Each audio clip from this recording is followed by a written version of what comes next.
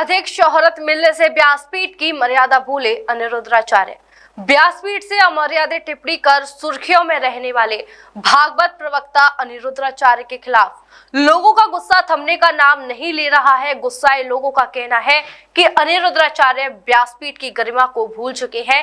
पैसे की चकाचौंध ने उन्हें इस कदर अंधा कर दिया है कि वह माता सीता व द्रौपदी के साथ साथ महिलाओं के प्रति भी अमर्यादित भाषा का प्रयोग कर रहे हैं, जबकि महिलाएं ही अनिरुद्धाचार्य महाराज की अधिक प्रशंसक हैं। अनिरुद्धाचार्य महाराज द्वारा व्यासपीठ से महिलाओं के लिए दी गई अशोभनीय टिप्पणी से जहां देश भर के विभिन्न संगठन व ब्रजवासियों में आक्रोश व्याप्त है, वही वायरल वीडियो को संज्ञान में लेते हुए यूपी राज्य महिला आयोग की अध्यक्ष बबीता चौहान ने अनिरुद्धाचार्य के खिलाफ सख्त कार्रवाई की बात कही है। बबीता चौहान ने अपने द्वारा जारी वीडियो में कहा कि अनिरुद्धाचार्य महाराज की कथा सुनने वालों में 80% महिलाएं होती हैं और वह उन्हीं के चरित्र पर इतना घिनौना आरोप लगा रहे हैं। गलती करके माफी मांगना उन्होंने अपनी आदत में शुमार कर लिया है, जो कोई सॉल्यूशन नहीं है। कहा कि कम उम्र में अधिक शोहरत मिलने से वह व्यासपीठ की मर्यादा को भूल चुकी है, जिसकी वह अपने शब्दों में घोर निंदा करती है।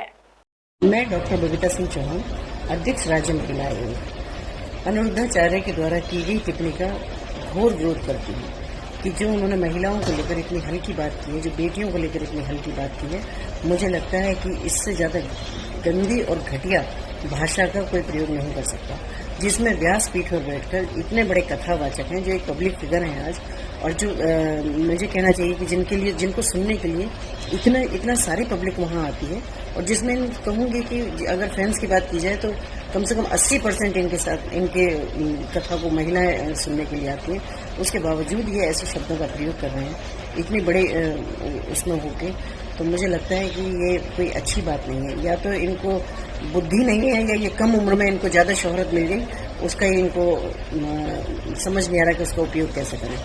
तो कई बार होता है कि मैं तो यही कहूँगी कि विनाश काले विपरीत बुद्धि, कि अच्छा खासा लोगों को पब्लिक भी इकट्ठा कर लेते हैं, कथा भी सुना रहे हैं, सब कर रहे हैं, उसके बाद में जरूर ये कुछ न कुछ ऐसा कर देते हैं कि जो महिलाओं के लिए बहुत मुझे कहना चाहिए कि इससे ज़्यादा घटिया शब्दों का चयन नहीं हो सकता जो इन्होंने किया है।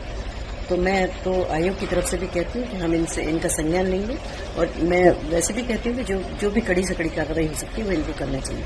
माफ़ी मांगना कहना चाहिए किसी भी गलती का शुरुआत नहीं है, क्योंकि आदमी एक बार गलती करता है, 2 बार करता है, बार करता है, और ऐसे कथावाचक अगर गलती करेंगे तो फिर कैसे काम चलेगा। जहां हम भी मंचों पर जाते हैं, ईश्वर की कृपा से बड़े बड़े मंचों में जाने का मौका मिलता है, तो हम कहते हैं भाई आप अपनी फैमिली के साथ आएं, बच्चे कथा सुनते हैं, बच्चों में संस्कार आते हैं, बच्चे हमारे भगवान राम भगवान कृष्ण के बारे में जानते हैं कि भाई क्या थे वो। तो जब हम फैमिली से हम खुद आह्वान ये कर रहे हैं कि वहाँ बच्चे आएँ, और बच्चों को ऐसे कथावाचक हैं जो इस तरह के शब्दों का प्रयोग कर रहे हैं, तो मुझे लगता है कि क्योंकि आज मैं कह सकती हूँ कि अगर बेटियों की बात की जाए तो बेटियां आज आंगन से लेकर अंतरिक्ष तक आज बेटियों की दौड़ चालू है। और अगर मैं देश की बात करूं या अपने प्रदेश की भी बात करूं तो माननीय प्रधानमंत्री जी आज महिला सशक्तिकरण पर इतना जोर दे रहे हैं, माननीय मुख्यमंत्री जी के द्वारा महिला सशक्तिकरण पर इतना काम किया जा रहा है, उसके बावजूद इतनी घटिया और इतने हल्के शब्दों का इस्तेमाल कर रहे हैं, तो ये बहुत ही गलत बात है। जो माँ बच्चे को जन्म दे सकती है वो 9 महीने गर्भ में रख सकती है, जो पीड़ा गर्भ में रख के सहती है, जो पीड़ा जन्म देने तक सहती आती है, वो ही बच्चे बड़े पढ़ लिख के बड़े होके व्यास बन जाएं और वो कथा के मंच पर बैठकर और गलत शब्द बोले, क्योंकि कथा सिर्फ माताओं से चलती है। कथा में 10 आदमी होंगे तो 200 माताएं होती हैं, एक पैसा उघा के माताएं कथा करती हैं, कथा करवाती हैं। उसी मंच पे बैठा हुआ व्यास माताओं के लिए गलत बोले, वो बहुत गलत बात है। माता सीता का भी अपमान हुआ था तो क्या लोगों को सहना पड़ा, कितनी पीड़ा सहनी पड़ी। और दुर्गा भी बन सकती है, काली भी बन सकती है, और काली बन सकती है जो गलत माताओं के लिए गलत बोले तो उनका सर उखाड़ दिया जाए। जैसे अभी इटावा में एक व्यास ने हरकत करी तो उसकी चोटी काट के उसको निकाला गया, उसी तरीके से अगर व्यास माताओं के लिए गलत बोले तो उनकी चोटी काट के और उनको जूतों का हार पहना के मुंह काला करके पूरे नगर में घुमाया जाए, और ज्यादा बदतमीजी करी जाए तो उनका सर इस हथियार से उखाड़ा जाए। माताओं के लिए जो गलत बोलेगा उसको सजा इस हथियार से अवश्य दे। अनुराधाचार्य ने जिस प्रकार हमारी मातृ शक्ति के खिलाफ जो बयान दिया है वो बहुत ही अशोभनीय है और निंदा का विषय है। सभी ब्रजवासी इसका विरोध कर रहे हैं। जब भी अनुराधाचार्य विदेश यात्रा से वृंदावन लौटेगा तो उसका उसी के आश्रम के सामने पुतला दहन किया जाएगा और उसके खिलाफ कानूनी कार्रवाई की जाएगी, क्योंकि जिस प्रकार वो माता बहनों के नाम से अपना आश्रम चलाता है उसी प्रकार माता बहनों का उसने अपमान किया है।